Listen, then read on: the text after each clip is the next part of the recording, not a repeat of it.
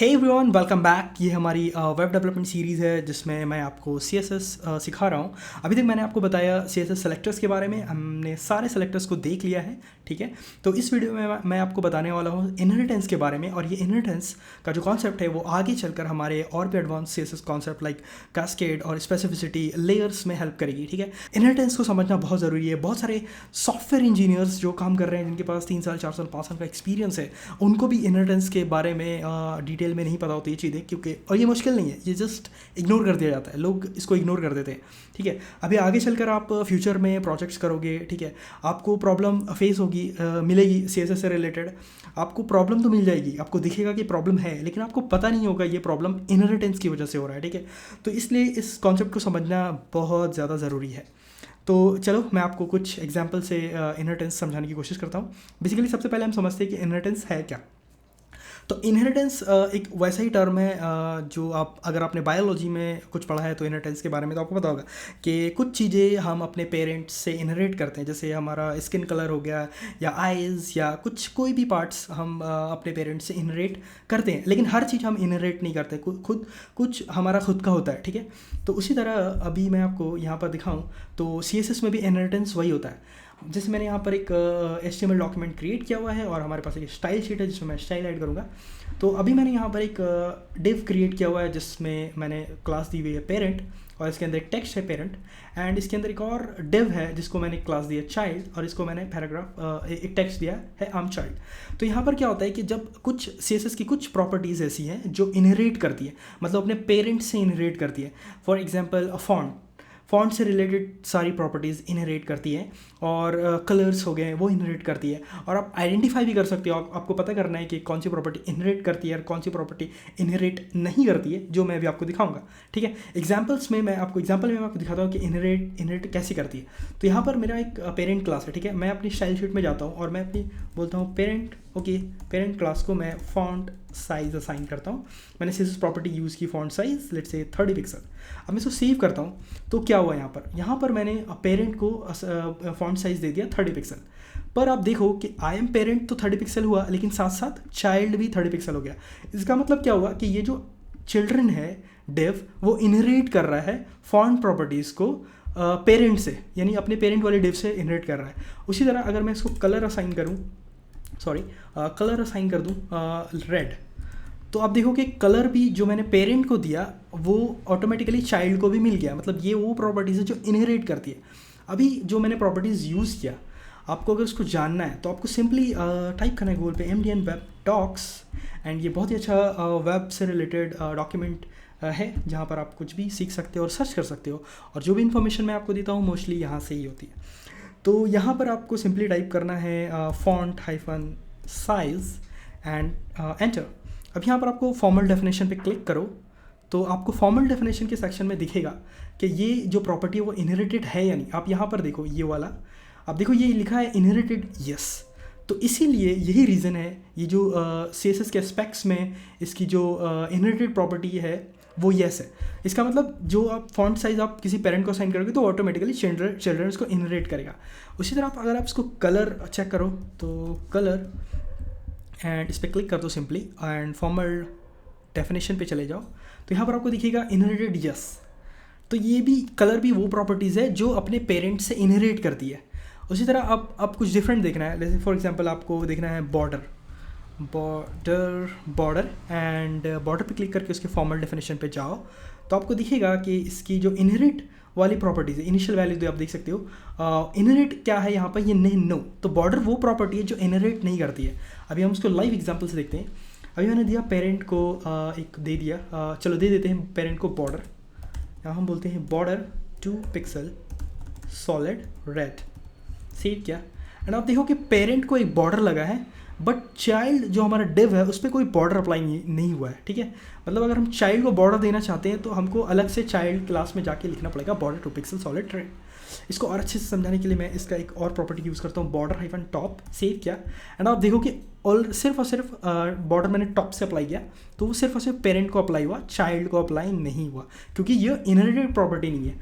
मुझे देना है तो मुझे एक्सप्लिसिटली जाके बोलना होगा चाइल्ड, एंड यहाँ पर बोलना होगा border top, and same 2 pixel solid red, save किया एंड आप देख सकते हो कि अभी चाइल्ड को वो प्रॉपर्टी मिल गई। तो कुछ प्रॉपर्टीज़ हैं जो इनहेरिट नहीं करती हैं, जैसे कि आपका पैडिंग हो गया, मार्जिन हो गया, विड्थ हो गया, हाइट हो गया। तो ऐसी सारी इंट्यूटिवली भी आप सोच सकते हो कि कौन कौन सी चीज़ें इनहेरिट करनी चाहिए और कौन कौन सी चीज़ें इनहेरिट नहीं करनी चाहिए। सोचो अगर आप विड्थ की बात करें, अगर विड्थ इनहेरिट करे तो कितना प्रॉब्लम हो जाएगा, है ना। विथ आपने पेरेंट को असाइन किया 500 पिक्सल, ऑटोमेटिकली चाइल्ड भी 500 पिक्सल हो जाएगा। तो ये तो प्रॉब्लमेटिक हो गया। हम नहीं चाहते थे कि हमारे चिल्ड्रन 500 हो, हम नहीं चाहते कि मेरे बच्चे की हाइट वेट में मेरे जैसा हो या मुझसे ज़्यादा हो या मुझसे कम हो, ठीक है। नेचुरली जो होना चाहिए वो हो। तो ये होता है चाइल्ड। तो कुछ प्रॉपर्टीज इनहेरिट होती है, कुछ प्रॉपर्टीज इनहेरिट नहीं होती। अब हम इनहेरिट को जो इनहेरिटेंस है उसको कैसे कंट्रोल कर सकते हैं। उसको कंट्रोल करने के लिए इनहेरिटेंस CSS प्रोवाइड करती है कुछ वैल्यूज़, और ये जो वैल्यूज़ है वो CSS की हर प्रॉपर्टीज़ पर एप्लीकेबल है, जिसमें सबसे पहले होता है इनहेरिट, उसके बाद होता है इनिशियल, देन उसके बाद होता है revert and then revert hyphen layer and then होता है आपका अनसेट। ओके, तो ये इन वैल्यूज़ को यूज़ करके हम अपने इनहेरिटेंस मानी CSS के जो प्रॉपर्टीज़ हम यूज़ कर रहे हैं उसको कंट्रोल कर सकते हैं। ये जो रिवर्ट लेयर है ये मैं अभी आपको नहीं बताऊंगा, क्योंकि आपको लेयर को समझना पड़ेगा और लेयर से रिलेटेड मैंने अभी तक कुछ नहीं बताया। तो इस वाले प्रॉपर्टी को हम अभी इग्नोर करेंगे, लेकिन आगे वाली वीडियोज़ में आप लेयर को समझोगे। तो फिलहाल हम ये इन चार को समझते हैं कि इनहेरिट और इनिशियल और रिवर्ट और अनसेट कैसे काम करता है, ठीक है। तो अभी मैंने आपको दिखाया एक एग्जांपल कि हमने चाइल्ड ये जो बॉर्डर टॉप हमने यूज़ किया, हमको एक एक्सप्लिसिटली मेंशन करना पड़ा कि ओके 2 पिक्सल सॉलिड रेड आ गया। लेकिन अभी आप अगर इसको कंट्रोल करना चाहते हो CSS को, आप चाहते हो कि चाइल्ड आपका जो है वो बॉर्डर टॉप वो इनहेरिट करे पेरेंट से, तो आपको सिंपली ये वैल्यू यूज़ करना पड़ेगा। आपको बोलना है यहाँ पे इनहेरिट, ठीक है, इनहेरिट एंड आप सेव करो, आपको सेम रिजल्ट अभी भी मिल गया, है ना। अभी बॉर्डर टॉप आपका आ गया क्योंकि ये जो पेरेंट है वो 2 पिक्सल सॉलिड रेड है, इसीलिए चिल्ड्रन जो है उसने इनहेरिट कर लिया ये प्रॉपर्टी। अगर मैं इसका रेड ब्लैक कर दूँ तो आप देखोगे वो ऑटोमेटिकली बॉर्डर टॉप ब्लैक हो गया। जो भी हम यहाँ चेंज करेंगे चाइल्ड उसको इनहेरिट कर लेगा।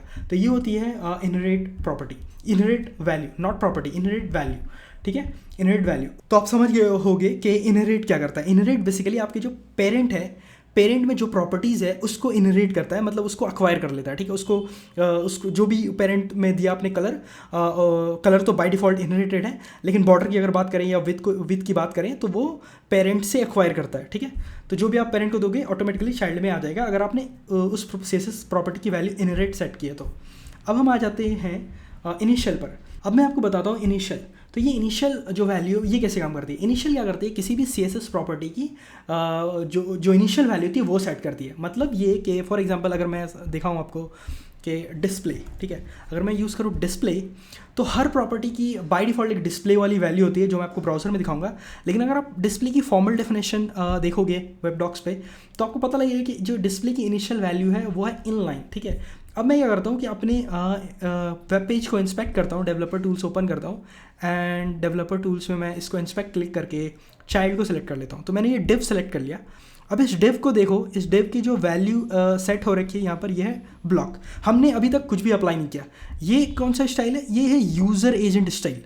तो एक तो होती है डिस्प्ले की इनिशियल वैल्यू जो CSS के साइड से आती है, मतलब आप देख सकते हो कि इसकी जो इनिशियल वैल्यू हो इनलाइन। उसके बाद जो होती है यूज़र एजेंट स्टाइल, ये आपको लेयर ही मैं बता रहा हूँ एक तरह से।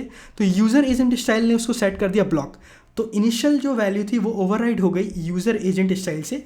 यही वजह है कि ये जो आई एम चाइल्ड आप दिख रहा है आपको सेकंड लाइन में दिख रहा है, बिकॉज ये ब्लॉक लेवल एलिमेंट बन चुका है क्योंकि यूज़र एजेंट स्टाइल ने इसको ब्लॉक सेट किया हुआ है।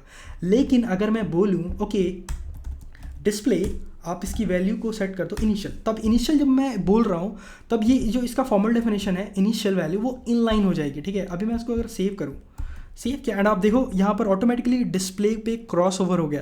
जो यूज़र एजेंट स्टाइल था वो कैंसिल हो गया एंड वहाँ पर क्या अप्लाई हो गया, चाइल्ड यानी ऑथर का स्टाइल जो हमने स्टाइल शीट क्रिएट किया है उसके ऊपर ये अप्लाई हो गया एंड डिस्प्ले की जो वैल्यू है वो इनिशियल सेट हो गई, है ना। तो यहाँ पर इनिशियल सेट हो गई। अभी इस तरह से आप इसकी कंप्यूटेड वैल्यूज़ भी अगर चेक करोगे तो यहाँ पर सिंपली आपको टाइप करना है डिस्प्ले एंड आपको दिखेगा ये इनलाइन हो रहा है। अब इसको ओपन करोगे तो आपको देख सकते हो कि पहले कौन सा था फिर क्या हुआ। तो डिव की जो वैल्यू है वो है ब्लॉक, किसके जरिए ब्लॉक है, यूज़र एजेंट स्टाइल ने इसको ब्लॉक किया हुआ है एंड हमारे स्टाइल शीट ने इसको इनिशियल कर दिया। तो ये होता है इनिशियल, मतलब इनिशियल बेसिकली आपकी कोई भी CSS प्रॉपर्टी की इनिशियल वैल्यू को असाइन कर देता है। नेक्स्ट हम आ जाते हैं रिवर्ट। तो रिवर्ट क्या करता है, रिवर्ट जैसे कि हमने इनिशियल में देखा कि इनिशियल CSS की जो इनिशियल वैल्यू होती है वो सेट करती है। रिवर्ट क्या करता है, रिवर्ट आपका CSS का जो डिफ़ॉल्ट वैल्यू होता है, मतलब यूज़र एजेंट ने जो वैल्यू सेट किया उसको अप्लाई कर देता है। फॉर एग्जाम्पल यहाँ पर मैं इसको थोड़ा सा ये कर लेता हूँ। हाँ, तो अभी देखो इनिशियल मैंने सेट किया हुआ है, तो इनिशियल सेट किया हुआ तो दैट्स वाई ये ब्लॉक लेवल पे नहीं दिख रहा है, ये दिख रहा है I am parent and just उसके बाद आई एम चाइल्ड, मतलब ये इनलाइन हो गया, ये ब्लॉक में होना चाहिए था, ब्लॉक में ना होकर इनलाइन हो गया। अगर मैं इसको रिवर्ट करूँ तो रिवर्ट क्या करता है, रिवर्ट CSS की जो डिफ़ॉल्ट स्टाइल शीट होती है, यूज़र एजेंट स्टाइल शीट जो होती है, उस वैल्यू को सेट करेगा। मतलब मैं यहाँ पर टाइप करूँ रिवर्ट एंड मैं सेव करूँ तो वापस से ये क्या हो गया, आई एम चाइल्ड हो गया, क्योंकि यूज़र एजेंट स्टाइल शीट में अभी अभी आपने देखा क्या है, वो ब्लॉक है। तो ब्लॉक जब हम बोलते हैं तो वो यूज़र एजेंट स्टाइल शीट को यूज़ करके वहाँ पर जो उसकी डिफ़ॉल्ट वैल्यू होती है वो अप्लाई कर देता है, और जो डिफ़ॉल्ट वैल्यू है वो है ब्लॉक। तो डिस्प्ले की जो डिफ़ॉल्ट वैल्यू वो ब्लॉक है। अब मैं आपको अनसेट समझाता हूँ। अनसेट क्या करता है, अनसेट बेसिकली जो भी एलिमेंट की CSS की जो डिफ़ॉल्ट वैल्यूज़ होती है उसको अनसेट कर देता है। मतलब या तो उसकी इनिशियल वैल्यू पे सेट करेगा या फिर उसकी इनहेरिटेड वैल्यू को सेट करेगा। फॉर एग्जांपल इसका जो एग्जांपल मैं आपको बेस्ट एग्जांपल आप ले लो बटन की, ठीक है। बटन में क्या होता है, बहुत सारी डिफ़ॉल्ट वैल्यूज़ होती है। जैसे यहाँ पर मैंने ले लिया क्लिक मी, तो अब देखो यहाँ पर एक बटन आ गया। अब बटन में आप देखो कि इसका बैकग्राउंड कलर है, इसमें एक बॉर्डर अप्लाई किया हुआ है, बॉर्डर की कोई विड्थ है, ठीक है। तो आप सिंपली इस बटन को इंस्पेक्ट करो, इंस्पेक्ट करो यहाँ से। इंस्पेक्ट करने के बाद आप देख सकते हो कि ये जो बटन है इसकी जो CSS प्रॉपर्टीज़ आपको यहाँ पर दिख रही है, आप कंप्लीटली इसको रीड कर सकते हो। आप सिंपली ये देख सकते हो कि यहाँ पे ये लिखा है यूज़र एजेंट स्टाइल शीट। अब इसकी कंप्यूटेड वैल्यू को चेक करने के लिए आप सिंपली कंप्यूटर टैब पर आओ एंड सपोज मुझे बॉर्डर देखना है इस पर, तो बॉर्डर जब मैं टाइप करूँगा तो आप देख सकते हो कि बॉर्डर में क्या क्या डिफ़ॉल्ट जो style sheet user agent style है वो आप देख सकते हो। यहाँ से RGB अप्लाई है, यहाँ पर बॉर्डर विथ दिख रहा है आपको 2 पिक्सल है ना। तो बहुत सारी CSS प्रॉपर्टीज़ यहाँ पर अप्लाई हो गई। और ये क्या है, ये ब्राउज़र की यूज़र एजेंट स्टाइल शीट है, मतलब डिफ़ॉल्ट स्टाइल है। उसी तरह आप अगर इस सेम पेज को सफारी पे ओपन करेंगे तो आपको एक कम्प्लीटली डिफरेंट बटन दिखेगा, क्योंकि वहाँ पर जो बटन की स्टाइलिंग है वो डिफरेंट है। तो यहाँ पर आप अनसेट प्रॉपर्टी यूज़ करके जो भी बटन की प्रॉपर्टीज़ यहाँ पर आप देख रहे हो, जो भी डिफ़ॉल्ट अप्लाई हुई है, बाय डिफ़ॉल्ट जो भी अप्लाई हुई है वो आपको अनसेट कर सकते हो। अनसेट करने से क्या होगा कि वो सारी CSS प्रॉपर्टीज़ सेट हो जाएंगी, या तो वो इनिशियल वैल्यू पे सेट होगी या फिर ये इनहेरिट पे सेट होगी, जो भी उसकी नेचुरल वैल्यू है उस पर सेट हो जाएगी। जैसे फॉर एग्जांपल मैं यहाँ पर क्या करता हूँ, बटन मैंने लिखा यहाँ पे एंड यहाँ पर मैंने बोल दिया ऑल, ये ऑल प्रॉपर्टीज़ यूज़ करके ऑल, एंड देन आपको बोलना है अनसेट। अनसेट जैसे मैंने किया एंड सेव किया, आप देख सकते हो कि यहाँ पर कंप्लीटली लॉस्ट, जो भी CSS प्रॉपर्टीज़ थी मतलब यूज़र एजेंट की जो भी CSS प्रॉपर्टीज़ थी वो चली गई। अब यहाँ पर कंप्यूटर टैब पे आप देखोगे बॉर्डर तो आपको दिख रहा है 0 पिक्सल। उसी तरह आपने जो विथ जो सेट किया था हमने, विथ जो आपको डिफ़ॉल्ट दिख रहा था वो भी 0 हो गया। कलर ये सारे टेक्स्ट कलर हो गए ब्लैक वगैरह एक्सेट्रा, है ना।